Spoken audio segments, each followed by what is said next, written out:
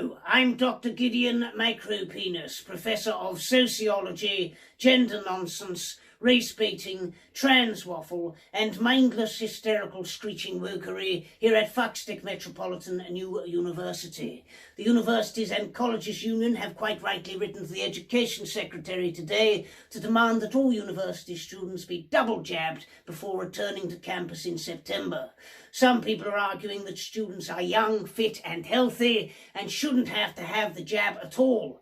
Quite clearly they're not spending very much time around students who in my experience are fat, pasty, hungover, neglectful of their personal hygiene and struggling with anxiety and depression.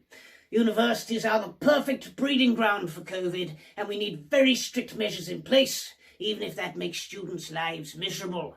Yes, parents have paid extortionate sums of money for their children to attend university, but given the current ongoing health crisis, I think it's perfectly acceptable to continue to force these young people to isolate in their halls of residence with not enough food to eat, just like we did last year.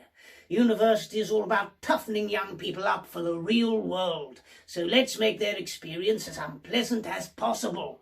We need superior quality face masks for staff and students, easy access to PCR tests, extensive health and safety assessments, rigorous social distancing measures, adaptations to university buildings to improve ventilation and hygiene, and all of this should of course be funded by the taxpayer.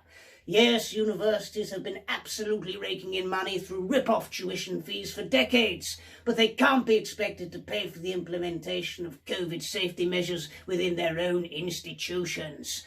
Above all, academics working in universities across the UK need a pay rise. After all, we're constantly putting ourselves in harm's way, exposing ourselves to this terrible virus in order to educate the next generation of industrialists and world leaders. In so many ways, we're the unsung heroes of this pandemic, brave and selfless. I spent very little time teaching last year, a lot of time sat at home collecting free paychecks. Nonetheless, I deserve protection.